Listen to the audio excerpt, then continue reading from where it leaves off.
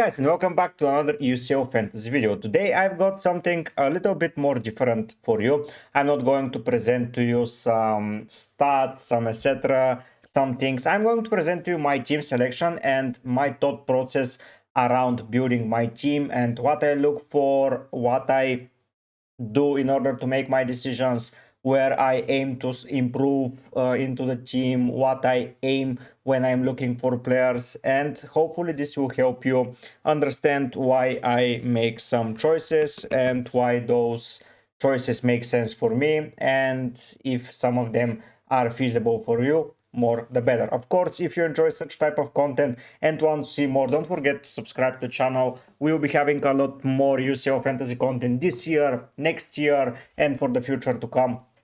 And FPL, if you're interested, I'm also making content there. I'm doing relatively good in both games. This game is by far the better performing one for me this year. Hopefully I can increase my potential everywhere into the next season, but this year has been amazing. So here is the team that I'm starting with: Sommer, Raya, Gabriel, Grimaldo, Kim, Kunde, and Dumfries make my defensive line, and Roger, Salah, Olise, Rafinha, Dembele, Mbappe, Lewandowski, and Guirassy make my offensive line. I tend to split the lines into defensive and offensive. What I aim to find with the defensive department is someone to help me in the offensive part, but not to neglect the defensive part also.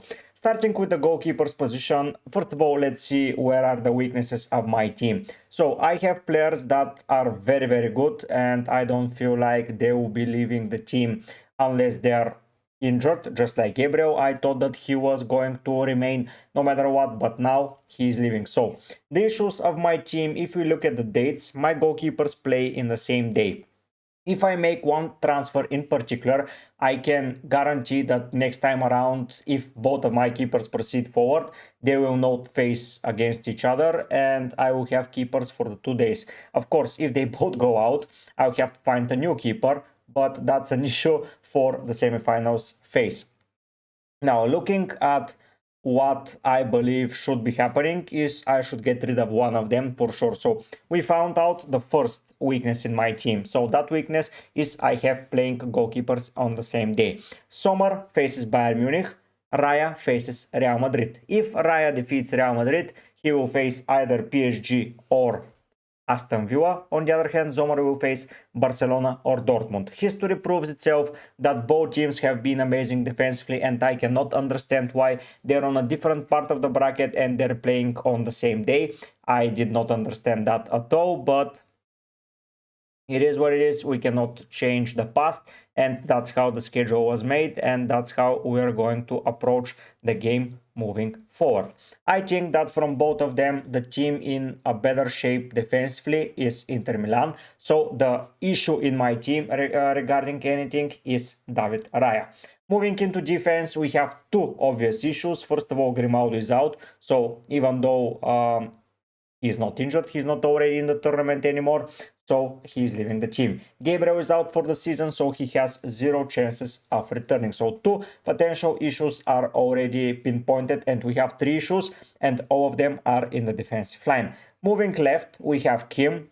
Upamecano is injured, so Kim will be playing if he's fit, so Kim will remain in the draft. I cannot afford to spend a lot of moves for players that I do not want to have, for example, or something like that. If they're playing, most probably they will remain into my squad and they can do something for sure. Moving even more further left, it's Jules Koundé. He has been playing like 100 games in a row for Barcelona, so I don't see a world where he's benched. I know that they may not keep a clean sheet, but he's a playing player, and that's all I need right now.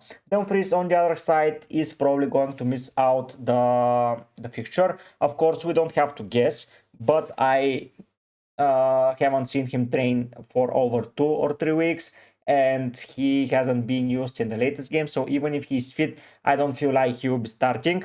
And of course, we will know that, and we will be certain that he will not start if he's not in the sheet. But for now, I would treat him as an issue to my team. So already we pinpointed 4 issues in my team.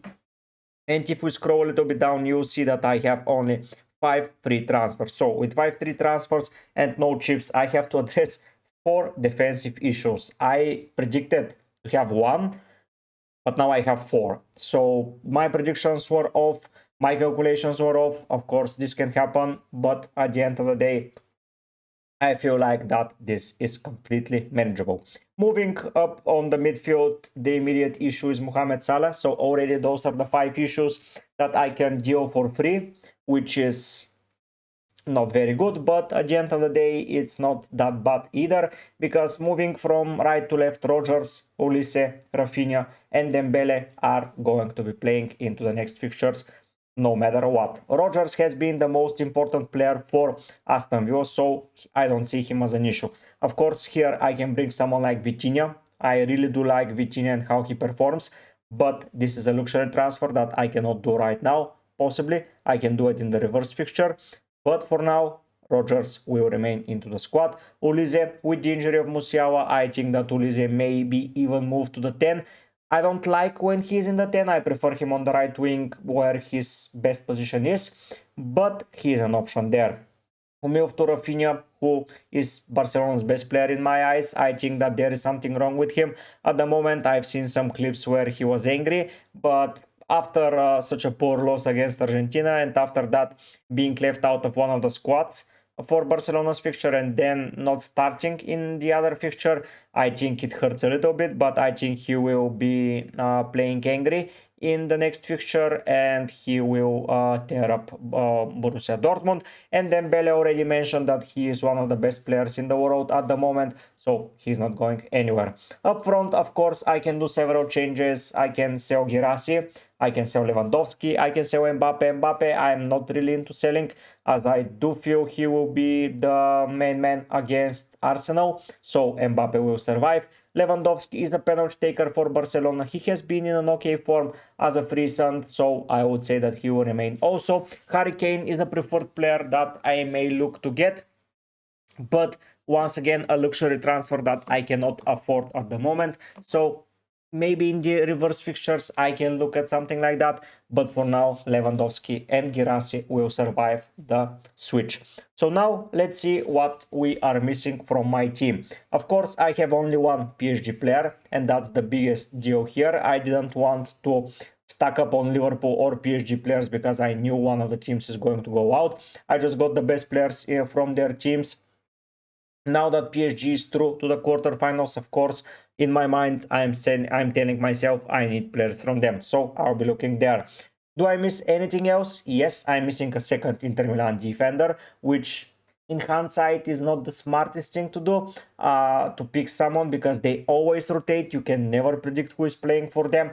But as mentioned, we already know who will be starting for them. That doesn't mean that he will do well, but at least will increase our chances to go. So we need players from PSG. We need an Inter Milan defender. Let's start building the team from that sense. I think that the best keeper to go for at the moment that I do not have in the team, apart from Zomer, we have 4 options. Donnarumma, Emi Martinez,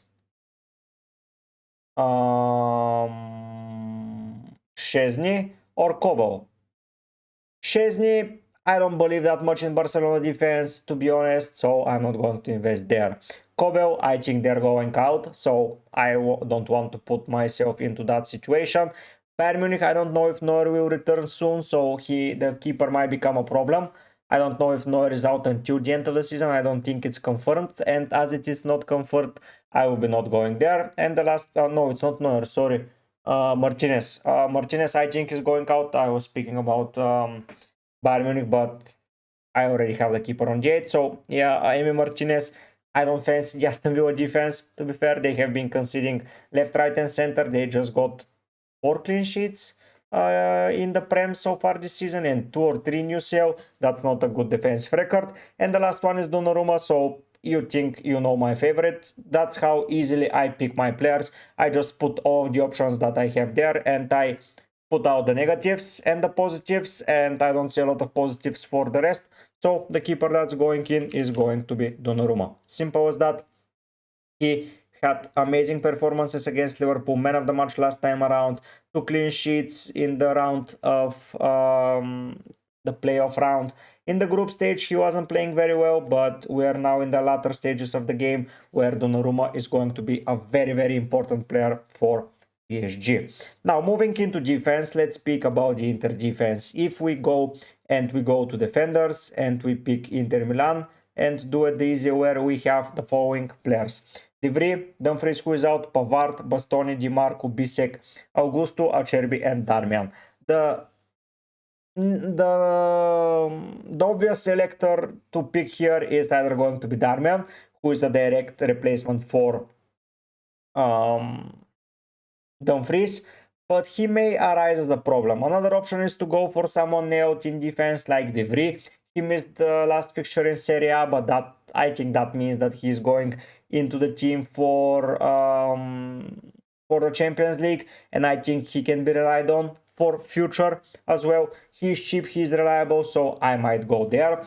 There is an option to go for Bastoni, who I think is as nailed as it gets, and he gets subbed off around the 60th, 65th minute, so that's a little bit risky. But that can save me some moves up ahead down the road. And of course, another obvious pick that I can go for is the counterpart to Dumfries, and that being Di Marco. The issue here is that Augusto plays on the same side as well and can be used into that position, which is not something that I fancy. If we look at Di Marco's record, apart from when he was injured in the round of 16, he faced Monaco, played 90 minutes, 671, 34 against Leverkusen though, which is not a good sign. I screwed up. Sorry about that. We're back into the same position speaking about Di Marco, and he did not play a lot of minutes around the important games against Arsenal, 11 minutes. So does it mean when they face a better opposition, Di Marco is not preferred compared to De Vrij? Looking at the games against Arsenal, he played 90 minutes. The game against Leverkusen, 90 minutes. Of course, here he was not utilized, but he had an injury at the warm-up.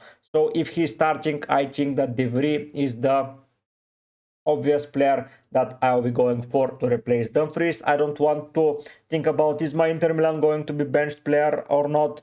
I just don't want it. I want to have Neones, and with Neones will come the date, of course, 8th of April. We will know the starting lineup, and I'll be going for De Vrij for my team because, yes, I tend to pick defenders that can influence the game up front, but not at the expenses of them not being selected. For example, yes, I can take a risky pick, but I do feel like if I go risky here and it doesn't pay off, this is not the position to go risky at. I think that this is the nailed position that I want to get my points in, and the risky picks come on the other side because you'll see it in a second. So saying that, De Vrij fits the bill perfectly here. Of course, if he's not playing, Bastoni is the next player. And if Bastoni, both of them are not playing, it's going to be Di Marco. But that's the players in that order that I'll be going for.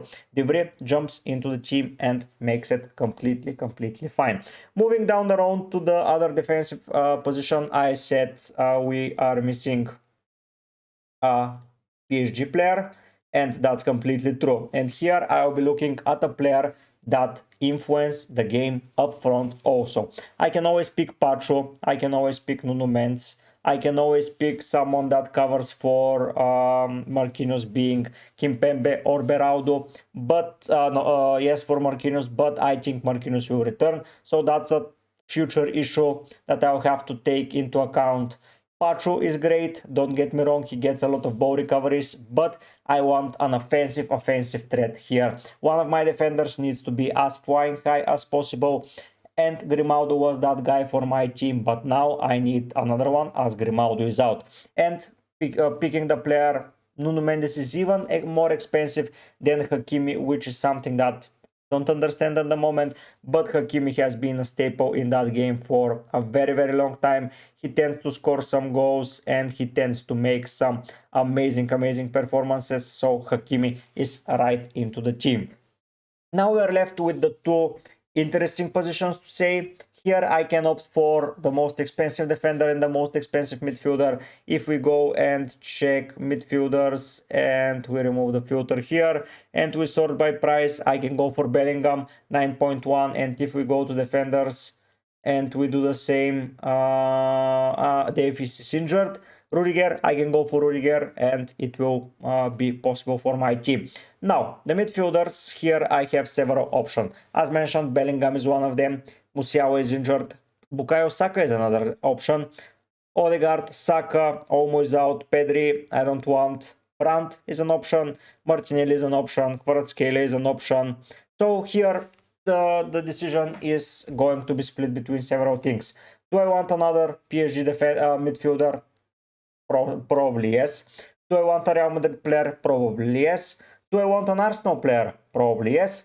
Do I want a Barcelona player? Probably yes. So we have 4 teams to select from, and the only team that I do not have any players from at this moment is Arsenal, and I want to change that. So it's either going to be in midfield or in defense. I can even target both. Currently Real Madrid are without their 2 goalkeepers, Hunin and Courtois, are out, and I think that they're a little bit shaky in defense and from set pieces, so that would mean that I need someone that takes set pieces and can score goals. And the only pick that I see there is Bukayo Saka. Of course, going for Bellingham makes sense. He's the golden generation poster boy for England's football, but I already own Kylian Mbappe.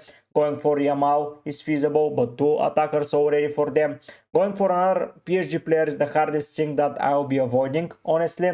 If Dumfries is fit, I may sell Rodgers and get Vitinha or Kvaratskhelia or Barcola, because they are a very, very good offensive side and they score a lot of goals.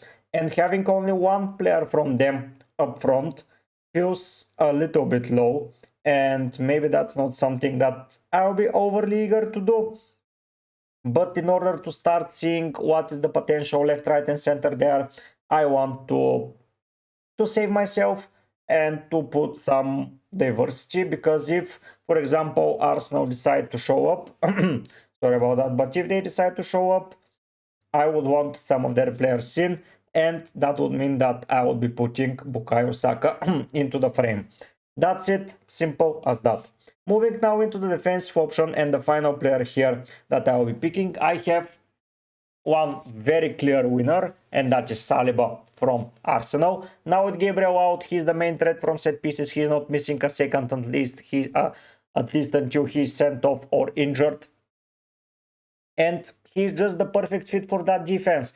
Solid defensive side with great potential for attacking returns and nailed minutes, and a harder position that he can defend well against. That fits the bill perfectly. But there was a player that was recommended by one of my Discord channel members, and that player is called Guerrero. This guy on paper doesn't look anything good, to be fair, like 8 points in the first game, and after that he was not used. But there is a small chance where he is used as the number 10. Company already tried it in one game, I think it was last week. I don't know if that he liked it or not, but if for the off chance he is put there, that is where I want to take my risk. I'm getting a defender that may get a clean sheet. Let's not get ahead of ourselves. Probably will get nothing defensively. He plays on G8. I will know where he starts. He plays okay. I can replace him before the next fixture. So I really do feel like I like that option, and I want to, to see it, approach it. And if it's not the case and he doesn't start as a 10, I'll just get Saliba and be done with it, and I'll be boring. Or I even get another PSG defender, probably Nuno Mensch, in order to target the attacking sides. But honestly, I want to take a little bit of a risk here, and if he's in the number 10 position, I will take it. So that's how I think about my team in general. Now I need to see where my weaknesses are. First weakness, not owning Harry Kane. It was a pure mistake going for Ulise and Lewandowski and not Yamal and Kane in the last rotation, so I fully regret that. And if I can turn back the time, I would pick the other pair, as they did amazingly well, and I could have been way higher in the rankings. But it was my mistake, and I'm going to own it. Hopefully they can prove themselves to me by returning this week compared to Kane and Yamal. I highly doubt it, but it is quite possible. Not owning more PSG attackers is an issue. I just have a lot of good attackers in the side and midfielders. If they had a forward, probably I would be opting for that forward, but right now I don't think it's worth it. Bellingham is someone that I miss, Vini is someone that I miss, but it's not looking that amazing. And honestly, nothing else bothers me. Probably not owning Mendes will be, but if I opt for no Guerrero, possibly I can pick Nuno Mensch, because now we'll have Somar, Guerrero, Kim, De Vrij, Saka, Olise, Mbappe. 7 players for the first day. Let's drop that to 6. If I pick Saliba, no, if I pick Menz, which is not ideal, number 6 is far less than what I want to have. Like, I own only 2 players from one game and 4 from another. I would like to extend that to at least 7 and have a little bit of diversity for both days. But yeah, I think that's the main thought process that I'm going through and that I'm doing. But of course, you cannot agree. You can say where you feel like I'm going wrong and what I should improve. Please put it down in the comment section. If you like how I think and want to hear more from me, you can always become a member to the channel and get the maximum level perk of one-on-one sessions and let me pick some data with you over or whatever you want to talk about. That's an opportunity. You can always subscribe to the channel because it's completely for free, or you can just come in and tune into videos and saying hi, liking them. It all works in my favor, believe me. That's the team I'm not going to look at because I will be live streaming and I will be doing the transfers live on stream when I see the lineups and when I see who plays where. So yeah, I'm not going to lock up anything now. Thanks so much for watching. Thanks so much for supporting my content. Once again, subscribe, like, comment, share with your friends, and come and say hi to the deadline stream on Tuesday. Thanks so much for watching. But for now, guys, I'll be heading out. Bye.